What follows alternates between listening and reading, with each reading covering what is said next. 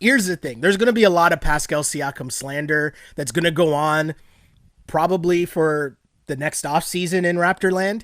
Yeah. And I know my mentions are hella full with Pascal slander, and I get it and I understand it. And I'll be honest, he deserves it. He did not play well. Like, it's very simple, and I don't even think there's excuses to be made for an assortment of factors that we've been talking about throughout the playoffs and the return to the bubble.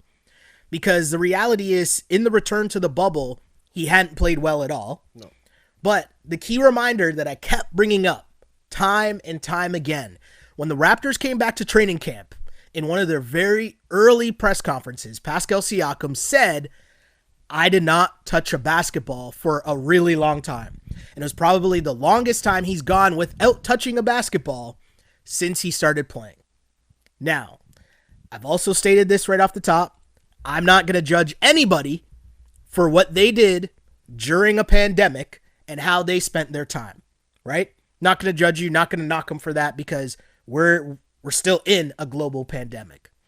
But what I'm going to say is, you watch what happens when the season does come back, right? And when you see guys like Jason Tatum, you see guys like Luka, you see guys like Donovan Mitchell, who I would assume they look like they were in the lab. Yep. And it looked like Pascal Siakam didn't touch a basketball.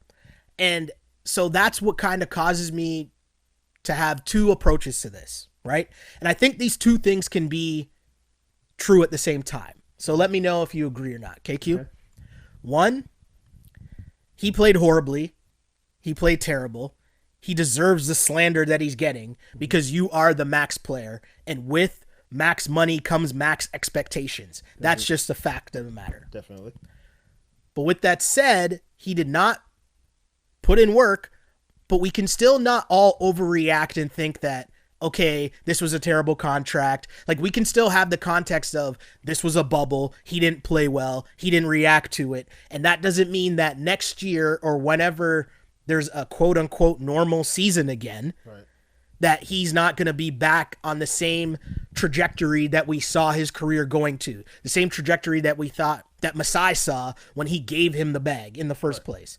Do you agree with that? Do you think both those things can be true? Because I don't know if that can be true in Twitterland. Right? Yeah, especially not right now. You know, Twitterland, and I'm even seeing in this chat, let's stop this right now. It's Pascal Siakam is not getting traded. No. Okay, let's just stop that. You can throw out Bradley Beal. You can throw out whatever names you want to name. Unless the Clippers call Masai and say Kawhi wants back, Pascal Siakam is not getting traded. There might be three other names you might want to throw in there that if they're offered, maybe. But Pascal Siakam's not getting traded. Stop with it right now. You're just gonna. It's not even worth it. It's ridiculous, right? Yeah. But I believe what you're saying is very true. What you're saying is very true. With the bag, with the All-Star appearance, with the contract, everything comes with expectations, especially coming off a championship. Yeah. Right. Yeah.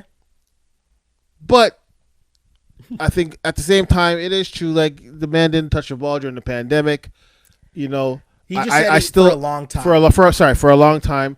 I still give, Jason Tatum, for example, just because we're playing Boston, being in Boston where, the U.S., they didn't really have a lockdown. Right. See, no, right. I'm just saying, because we've had this conversation. Right. Let's go. Yes. I'm sure Siakam could have found a gym somewhere, but I also remember Chris Boucher getting into trouble for going to the grocery store.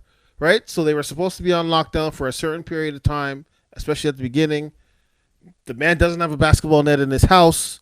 Sure, he could have called Drake, and who knows? Who knows? Not who knows. Of course, he could have called Drake and played ball. Like, here's the thing: if we want to have do we want to have this conversation right now? Yeah, we might as well have this conversation. No. Because I don't think as an NBA player, if you need to find a gym, you can find a gym. As anybody, if you need to find a gym, you could have. Like, I could have found a gym to play basketball in. Right? Course. So yes. So I don't want to let him off the hook completely. But at the same time, like you said, it's a global pandemic. It's nothing any of us has ever lived through before. I've done things in the last 6 months that I never thought I would do. And so, we have to keep that in mind. I think that's important keep that in context mind. to have, right? Definitely. Because it's real.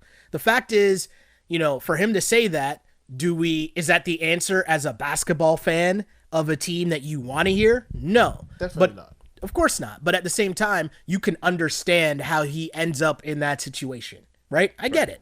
So if we take this to just basketball, right, and say, hey, I don't think he played well at all in this series, but at the same time, that doesn't mean that he's not going to get back in the lab now and get back to it. Because we got to remember, right? And this isn't hindsight, so I'm not saying this now after the fact because the Raptors didn't win.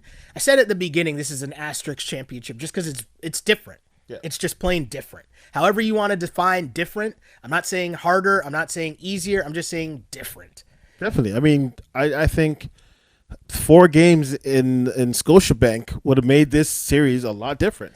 Well, 3 games in Boston. 3 games in Boston, it would have been insane, right? For sure. I don't think game 1 just to start. I think just the excitement that would have been in the city game 1 of this series. That part's true. With Jurassic Park outside and everything going on in the series, I think they would have came out game 1 different, right? So definitely, I think it'll definitely get an asterisk. It's almost like Drew League basketball. You know what I mean? Very weird. It's very weird. And in the same gym. It's if we get back to the angle here of the superstars, because my question, if we go back all the way to the beginning of the season, was what do you do in winning time?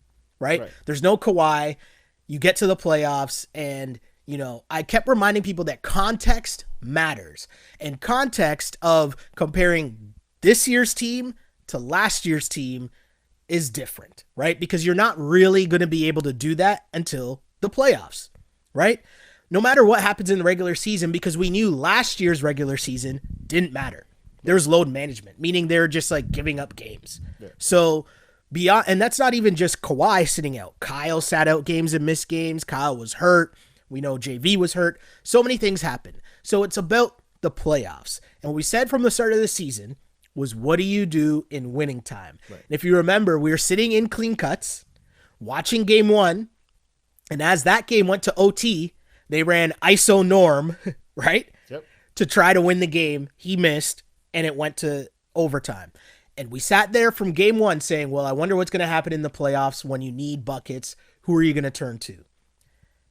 And in this series, that proved to be Kyle Lowry. Yep. And in the fourth quarter, it wasn't Kyle Lowry. Are you upset at the fact that no one for the Raptors could find an answer for Jason Tatum in the fourth quarter? Because really this game was close, but it came down to the fourth quarter, no? And nobody on the Raptors had answers. Like, Kyle fouled out. Yeah. Fred was taking horrible shots, whether he was taking terrible layups at the rim or terrible threes, deep threes. Yeah. And Pascal was just, as we said, Pascal.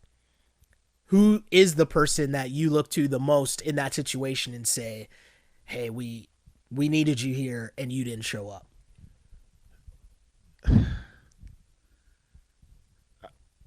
You're thinking. You're thinking hard. I'm just trying to think back. Like, usually in a game 7, somebody steps up. Somebody just Kawhi Leonard. Yes, your star player. Yeah.